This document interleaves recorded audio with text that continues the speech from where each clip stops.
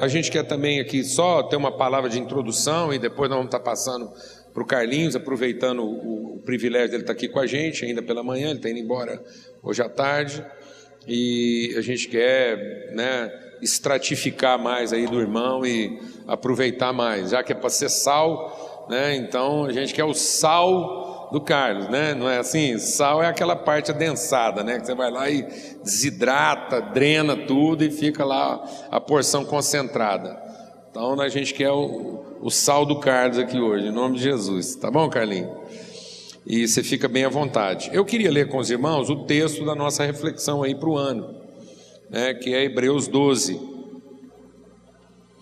Só para introduzir algumas coisas aqui, a gente vai estar falando muito disso o ano todo.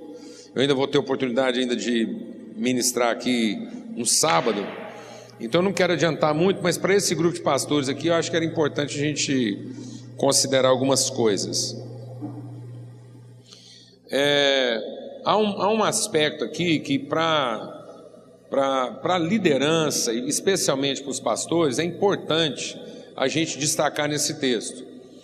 E talvez a gente não vai ter oportunidade de fazer isso num grupo maior, a gente conseguir fazer isso com essa clareza, com esse entendimento, que é concentrar a nossa atenção nessa transição, nessa figura literária que Paulo usa aí, nessa forma de se expressar. Paulo, assim, pressupondo que tenha sido, a gente quase que é traído, pela semelhança. Então, mas é entendido de quase todo mundo que quem escreveu a carta aos Hebreus ou foi Paulo diretamente, ou foi alguém muito próximo dele, por causa da linguagem, das expressões, do historicismo, enfim. Mas essa figura de linguagem, esse recurso de linguagem, ele é muito usado por Paulo nas suas cartas. E, de novo, ele aparece aqui, que é esse portanto. Então, a gente entende o quê? Que há uma fundamentação. Nós precisamos entender isso, a importância da fundamentação, dessa clareza de fé. O justo viverá pela fé. Ninguém vai conseguir fazer justiça, ninguém vai ser instrumento de justiça, a não ser que seja tomado de uma convicção inabalável, da revelação daquilo que é o propósito de Deus. Sentimentos, impressões, intuições, percepções, senso de oportunidade, sensibilidade natural, isso não ajuda a gente a fazer justiça, isso ajuda a gente a fazer juízo. Então a minha sensibilidade humana, minha percepção, minha intuição, minha experiência pessoal, minha leitura individual, isso fortalece o meu senso de juízo e não a minha percepção de justiça. Para que se faça justiça, nós precisamos de um parâmetro inabalável externo, uma referência que seja absoluta. Ninguém faz justiça a partir de percepções relativas. Ninguém faz justiça a partir de si próprio. Amém, amados? Então ninguém faz justiça na percepção do próprio direito. Então, a justiça só se estabelece a partir de um parâmetro, de um paradigma, de um absoluto, que esteja acima dos interesses individualizados. Amém? Então, por isso que é importante a gente entender por que os apóstolos estavam tão ocupados nos fundamentos.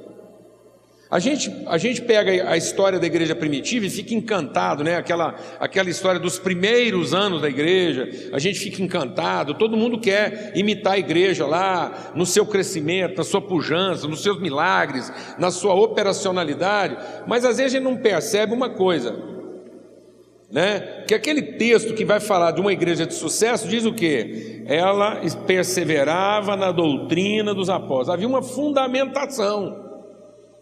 Havia uma fundamentação de consciência, de pensamento. Aquilo não foi um padrão de comportamento imposto. Aquilo é uma forma de pensamento, de inteligência que se apoderou das pessoas. É um empoderamento da verdade. A verdade se apoderou do coração e da mente das pessoas. Elas estavam sujeitas à revelação. Amém, amado? Então eu não tinha revelação de forma consciente. A revelação não me traduzia, eu traduzia a revelação. A revelação não era o meu ponto de conveniência. A revelação não era nem o meu ponto de conforto. Então a gente tem que entender isso, que a fé ela parte de uma condição dominante, senhoria da nossa vida. Por que eu estou insistindo nisso? Porque hoje em dia os argumentos de fé estão totalmente equivocados. Que a gente, por exemplo, hoje pensa a fé para alcançar nossos desejos. Hoje a fé se tornou um instrumento de possuir e não de entregar. Então, por exemplo, hoje, se você for avaliar assim, se alguém vai dizer assim, o que caracteriza uma fé eficaz, a gente vai falar das quantidades de bênção que a pessoa recebeu. Então, quanto mais ela possui, quanto mais ela junta, quanto mais ela reúne, quanto mais ela controla, quanto mais ela domina, fica a impressão de que maior é a sua fé. Então, a fé está traduzida na quantidade de bênçãos que a pessoa agrega, reúne ou testemunha. Sendo que, na verdade, a fé não era para receber as bênçãos, a fé era para conseguir entregá-las. Então a fé não era para alcançar minha zona de conforto, a fé era para suportar meu tempo de sacrifício. Então a fé estava associada à minha condição sacrificial e não confortável. A fé não era para ter conforto, a fé era para conseguir suportar a desgraça, enfrentar o infortúnio, atravessar o improvável, romper com o inesperado. Então a fé não tinha nada a ver com a expectativa do homem. A fé sempre tem a ver tudo com o absoluto de Deus. A fé é como eu passo a viver e pensar a partir de uma revelação que é a senhora da minha vida, é agora a referência absoluta da minha vida, é o meu destino, é a minha referência. Amém, mano? Então é interessante a gente olhar para isso e ver, por exemplo, que Paulo, lá nas suas cartas, ele está sempre trabalhando a questão da fé. Então a orientação de Paulo era no sentido de desenvolver a fé da igreja. Pedro faz a mesma coisa. Ele está sempre falando de uma fé que precisa ser o quê? Desenvolvida. Quem não desenvolve a sua fé se torna o quê? Míope. Ele percebe apenas o que é evidente. Isso é tão forte que o fundamento da fé estava naquilo que o homem naturalmente não seria capaz de ver. E hoje o estímulo da fé está naquilo que naturalmente se vê. Então hoje a fé é para alcançar patrimônio, a fé hoje é para alcançar bênção, a fé hoje é para alcançar milagre, a fé hoje é para alcançar as coisas que o meu coração deseja. Então hoje a fé é para satisfazer o coração, sendo que a fé era para que o coração não fosse satisfeito. Amém? A fé é exatamente para que o coração não seja satisfeito. Como é que eu vou conseguir viver uma vida em que meu coração está constantemente sendo contrariado? Pela fé. Só pela fé eu consigo viver uma vida alegre, apesar dos meus desejos estarem constantemente sendo contrariados. Amém, irmão? Como é que eu posso ser uma pessoa alegre se tudo aquilo que eu desejo quase que invariavelmente não é atendido? Amém? Posso ouvir um amém, mano? Por isso que é um aprendizado, por isso que é um portanto. Isso tem que gerar na gente uma reflexão.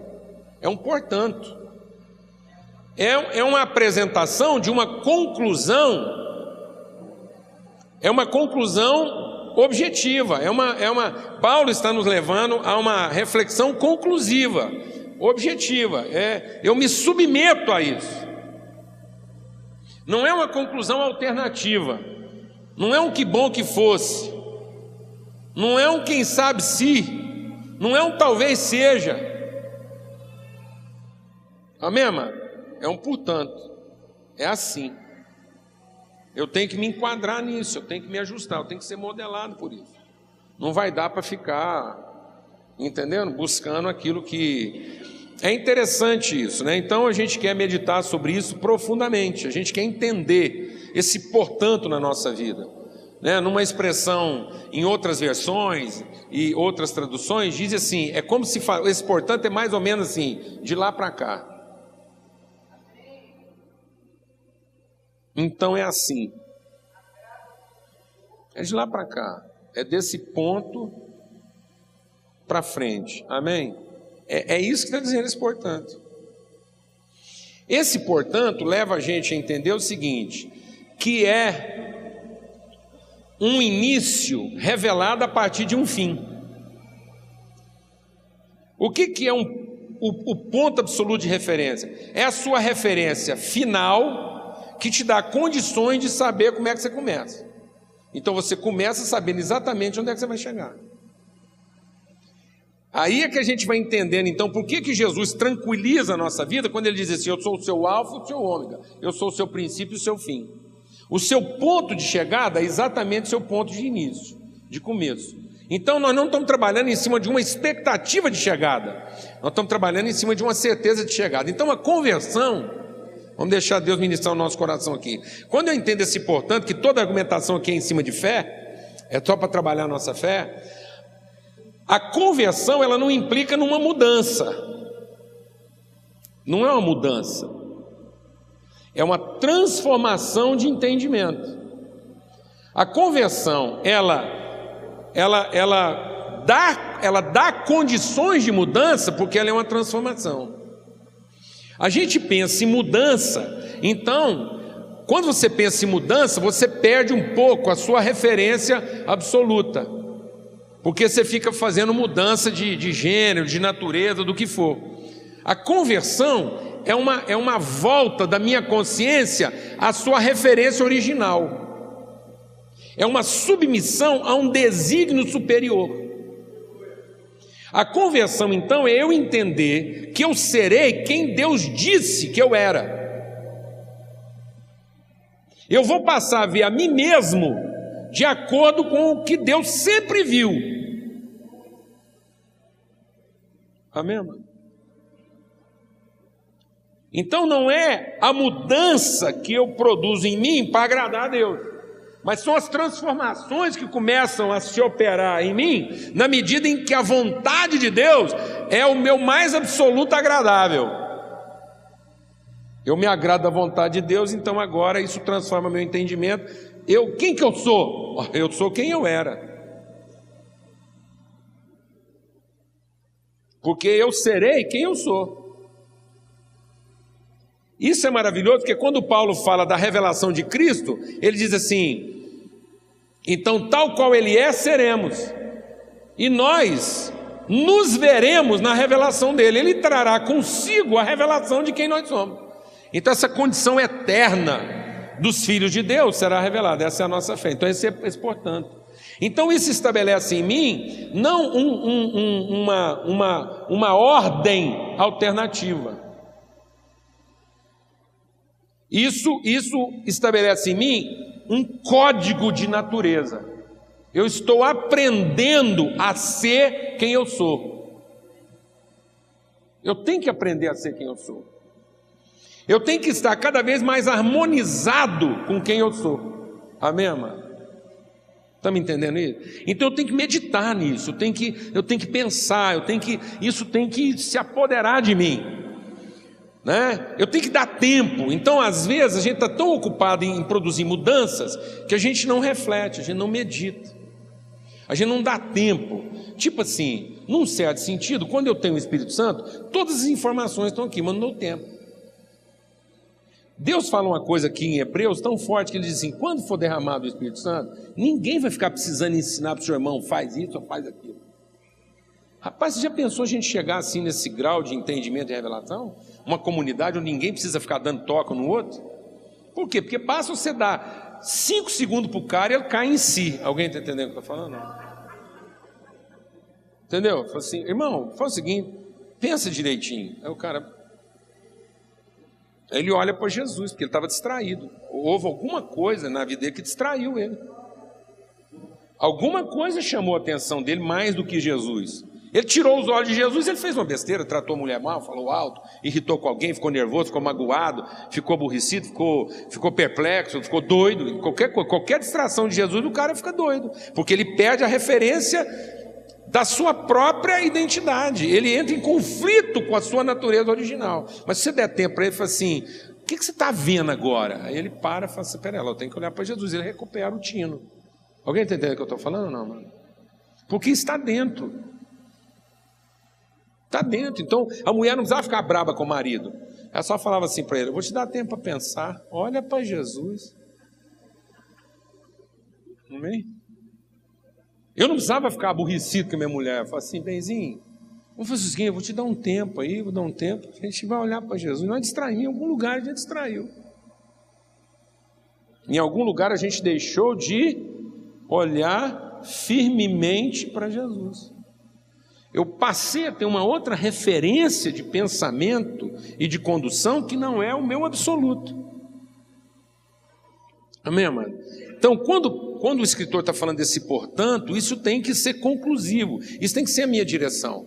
E o nosso problema hoje como igreja, e agora por isso que eu queria enfatizar isso mais com pastores aqui, é que nós estamos vivendo, amados, uma opressão, uma dispensação da funcionalidade. Tudo só presta se funciona. Se não funciona, não presta. Isso é uma coisa imperativa do mundo comercial. O capitalismo, né, o mundo comercial vai impondo isso, a gente vai vendo isso. Quanto mais pobre você é, e o evangelho é para os pobres, mais você fica aproveitando o que não presta, amém? Você chega na casa de um pobre, aquilo está remendado com arame, um fogão que já era para ter jogado fora há muito tempo, e ele está fazendo aquilo operar quase que um milagre. Aquilo é uma sublimação do que um fogão pode ser. Alguém está entendendo o que eu estou dizendo? Não. Aquele fogão, você olha nele assim, você quase acredita que aquilo vai ser eternizado, porque aquilo já era para ter sido destruído há muito tempo. Mas na pobreza dele, ele é misericordioso, ele salva o fogão várias vezes. Alguém está entendendo isso ou não? Ele é cheio de misericórdia, mas não é bem misericórdia, ele não tem dinheiro para trocar. Ele não está ainda dominado pelo senso e pela oportunidade comercial. As sociedades vão evoluindo, o que elas fazem? Não compensa arrumar. Fica mais barato o quê? Trocar. Então nós não queremos transformação, nós queremos o quê? Mudança.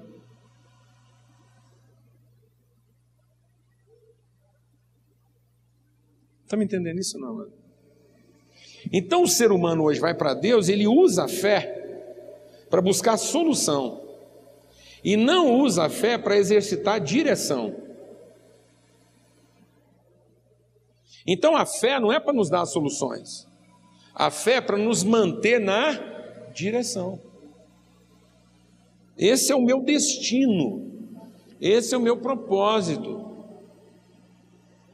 Amém, amado? Essa é a minha trajetória, é o meu alinhamento. Então a fé é para produzir um alinhamento, de modo que eu possa sempre olhar, andando com uma referência absoluta. Então quando eu canto que Deus é fiel, é porque Ele é esse meu absoluto. Deus não negocia comigo. Deus não me trata melhor cada vez que eu faço uma coisa certa. Porque senão Ele estaria obrigado a me tratar pior cada vez que eu faço uma coisa errada. Então Deus, Ele não é leal ao meu comportamento, Ele é fiel ao seu propósito.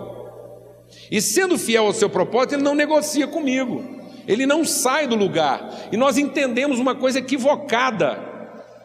A partir daqui, como nós estamos sempre procurando solução, nós estamos entendendo uma coisa equivocada a respeito de santidade. Por exemplo, o nosso parâmetro de santidade é ruim, porque santidade são as mudanças que eu tenho que fazer para ficar bom. Sendo que santidade é o grau de compromisso que eu tenho com o projeto original. Eu não me deformo, eu não me corrompo. Porque tem hora, amados, que a coisa certa é que nos corrompe a santidade, que a gente fica melhor. Quando eu fico melhor porque a coisa está funcionando, isso é promíscuo. Eu não estou sendo santo. Alguém está entendendo o que eu estou falando ou não? Amém, irmão? Então, às vezes, a minha maior promiscuidade não está em fazer a coisa errada. Às vezes a minha maior promiscuidade está em tratar melhor quem fez a coisa certa. Isso é promíscuo. Isso é vendido. Então, Jesus, ele era santo, por quê? Porque ele não mudava, ele não alterou o seu compromisso original. Ele manteve-se fiel àquilo que estava empenhado. Ele entendeu, portanto. Ele entendeu de lá para cá. Ele entendeu daqui por diante. Ele entendeu para sempre, o eterno. Então ele não mudou. Nós tratamos ele muito mal, ele não mudou. Nós tratamos ele muito bem, ele não mudou. Ele não se vendeu ao seu senso de conforto e prazer. Amém, amado? Porque ele estava integralmente compromissado com o seu destino, com o seu propósito. Então nós temos que olhar para Jesus. Ele é o nosso parâmetro de santidade, porque ele tem esse senso de ligação entre a origem e o fim. Ele é o caminho, porque o caminho é a estrita relação.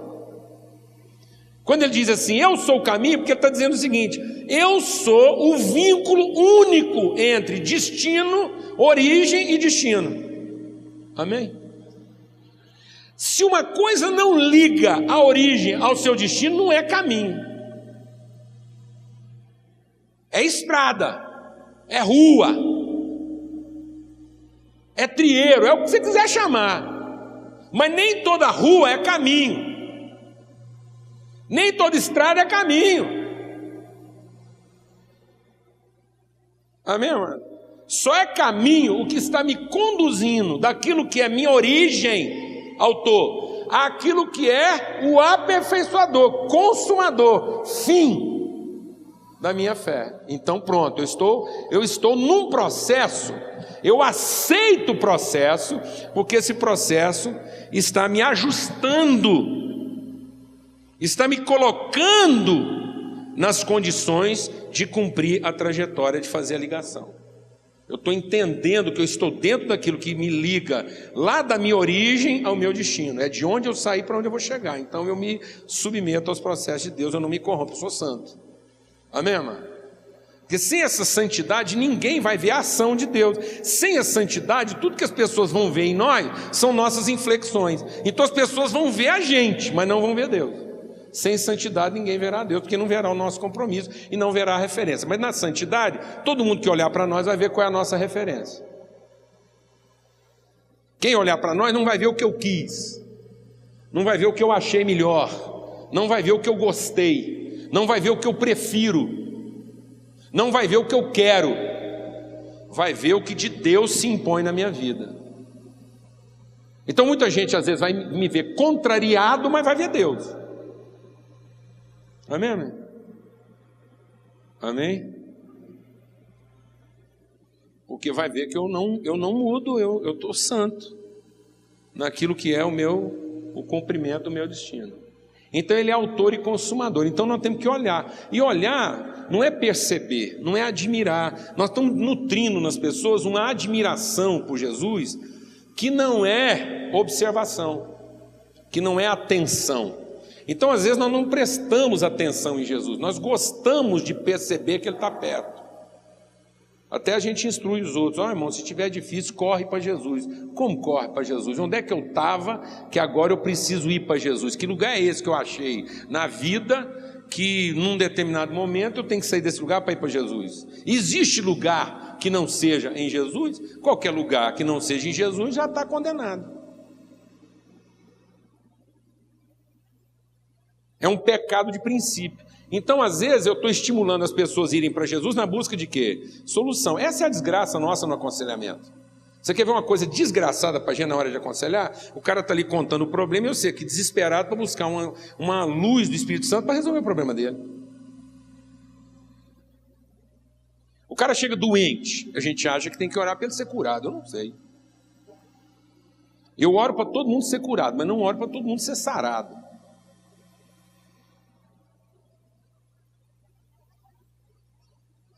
Amém, mano? Eu oro para o cara ser curado. E às vezes a única forma dele ser curado é ele permanecer um pouco mais tempo doente, porque ele só presta doente. Ele sadia é uma desgraça. Amém? Então o cara chega lá, estou quebrado, a gente garde oração, faz campanha para o cara ficar bom. Às vezes aquilo é a cura dele, então nós não estamos buscando direção. E aí a gente entra em conflito com a direção de Deus. Eu vou falar uma coisa para vocês aqui, e vocês vão ouvir falando isso mais vezes. Hoje eu tenho a firme convicção de que se Jesus fosse evangélico, ou frequentasse alguma das nossas igrejas, ele não tinha morrido na cruz. Não tinha. Se Jesus fosse evangélico, ele não tinha morrido na cruz. Porque a gente ia trazer o problema dele para a congregação, a gente ia fazer uma campanha de oração, um jejum, ia todo mundo para o monte, nós íamos apresentar nossa causa diante de Deus, porque como é que pode um menino com 33 anos de idade, bom daquele jeito, nunca fez mal para ninguém, frequente nas igrejas, cantava no louvor, assíduo, um menino exemplar, morrer na mão de uns carniceiros safados, religiosos, que não prestava, a gente ia orar e Deus ia entender a nossa causa. Nós íamos converter o coração de Deus em oração, porque a oração tem poder, muito pode pela sua eficácia, a súplica de um justo, e nós íamos mudar a sorte desse homem. Ainda mais olhando para Maria e José, um casal bom desse, casal crente, dedicado, o José dizimista, entendeu? A Maria devota, líder do movimento de oração na igreja, um casal bom desse, um menino só com 33 anos, jamais numa igreja evangélica esse rapaz tinha morrido, porque nós íamos convencer Deus que isso não pode ser uma ideia de Deus, só podia ter sido uma ideia do Satanás. Graças a Deus ele não era evangélico. Nem crente, nem frequentava uma igreja nossa. Estou exagerando aqui, irmãos? Porque nós inculcamos com isso, de que se o nosso fervor ia acabar convencendo Deus dos planos que ele tinha, que ele planejou lá. E um menino bom desse, como qualquer um dos nossos filhos, não podia estar passando uma desgraceira dessa. Alguém está entendendo o que eu estou falando ou não, mano? Ele não teria morrido. Já Pedro era evangélico. Pedro era evangélico. Porque quando Jesus falou para ele da possibilidade de morrer injustamente, Pedro já lançou lá um clichê, um jargão, que levou 2000 anos para emplacar, mas emplacou. Está amarrado, eu quebro essas palavras, Deus não vai permitir que isso aconteça com você. E o que Jesus falou para ele? Você aqui representa Satanás, que só cogita das coisas dos homens, mas não quer conhecer os desígnios de Deus. Então nós temos que observar mais Jesus. Nós temos que gerar um senso mais profundo de discipulado. A forma como nós estamos evangelizando hoje, amados, é uma forma apressada de ensinar técnicas e métodos de crescimento, onde nós estamos nos contentando com uma ética de inclusão. O cara chega e às vezes ele fica mais tempo escutando. O que ele tem que fazer para corresponder às expectativas de Deus e das pessoas, do que escutando sobre como ele vai enfrentar a vida, como ele vai encarar os sentimentos controversos dele, como ele vai tratar suas intimidades. Amém? Está me entendendo isso ou não? Ele passa mais tempo sendo treinado em cooptar, em juntar, em reunir mais gente, do que em influenciar, em ser uma referência. Então nós não estamos gerando referências, nós estamos gerando publicitários. Nós estamos muito mais impregnados de noções de propaganda do que funciona, do que referências porque não funciona.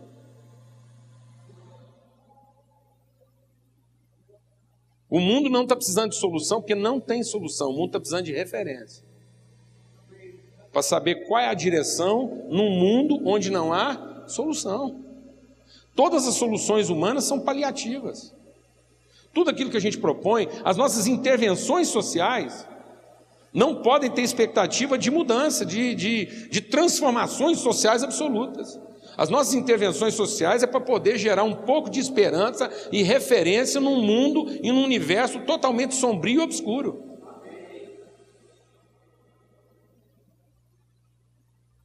Amém, meus irmãos?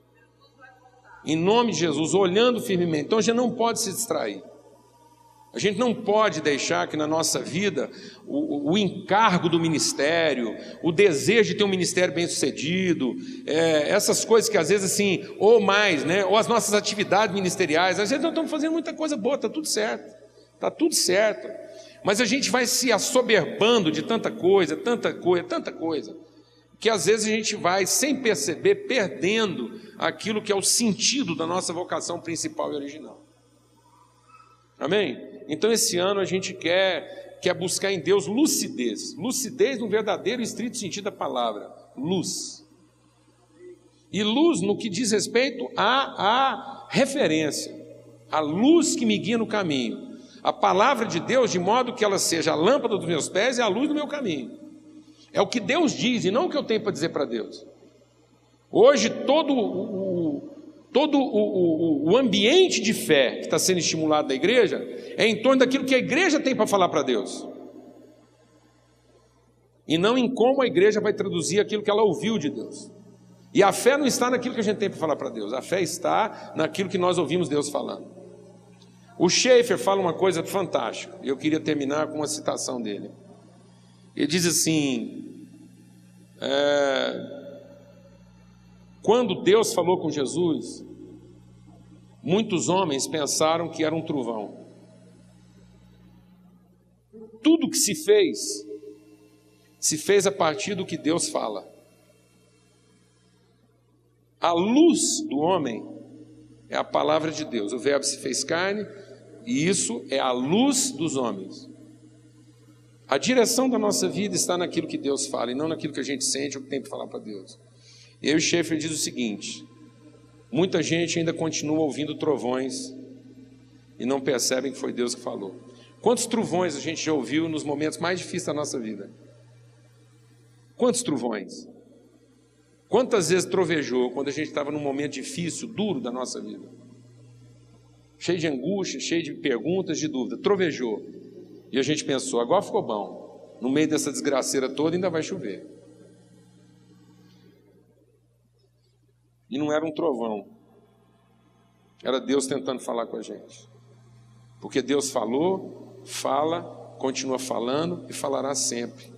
Amém, amados? E nós precisamos prestar atenção no que Deus está nos falando através dessa referência encarnada que é Cristo Jesus. Nós precisamos prestar mais atenção no modelo, olhar para Jesus de fato como modelo, e não como aquele que nos socorre, trazendo para nós as soluções que nós esperamos dele. Dá para a gente cair em si. Às vezes nós não precisamos de muita coisa para viver uma transformação na nossa vida. Basta a gente pensar um pouquinho e voltar os olhos para Jesus. Pedro estava afundando a tempestade, porque mesmo tendo Jesus diante dele, ele se distraiu. Tem muita coisa nos distraindo. Ora a gente está distraído pelo pecado, e ora a gente está distraído por tanta coisa que a gente está fazendo e quer fazer, e que às vezes já não é mais aquilo que nos chama a atenção para Jesus. Amém? Em nome de Jesus, graças a Deus. Senhor, obrigado por essa manhã. Obrigado pela oportunidade da comunhão, obrigado, ó Deus, por esse tempo que o Senhor está reservando para a nossa vida, assim, um tempo para a gente meditar e avaliar e colocar em xeque tanta coisa na nossa vida, no nosso ministério. Às vezes, ó Pai, muita coisa que a gente está fazendo já está nos distraindo, já não corresponde mais, ó Pai, aquilo que é de fato a originalidade dos Teus propósitos. A gente, como criança, a gente se distrai com tanta coisa. E às vezes coisas até corretas, coisas legítimas. E, ó Deus, quanto pecado também. Pecado, Senhor, das coisas que nós decidimos fazer e que não foram coisas que nós ouvimos o Senhor falando para nós. E tudo que não é de fé, tudo que não vem de uma revelação clara do Senhor na nossa vida é pecado. E nós temos que confessar pecados, ó Pai. Pecado de coisas que pareciam corretas, legítimas e oportunas, mas que não era o que o Senhor estava falando com a gente. Então, em nome de Jesus, que a gente possa interiorizar essa reflexão, a gente buscar esse portanto, ó Deus, de lá para cá, esse entendimento de que há uma referência absoluta para a nossa vida, há um caminho a ser trilhado. Nós queremos fazer, ó Deus, nesses dias, a oração de Davi. Examina, esquadrinha o nosso coração, ajuda-nos a perceber tudo aquilo que não está de acordo com a Tua vontade e guia-nos pelo caminho eterno. em nome de Cristo Jesus. Amém. Eu vou correr.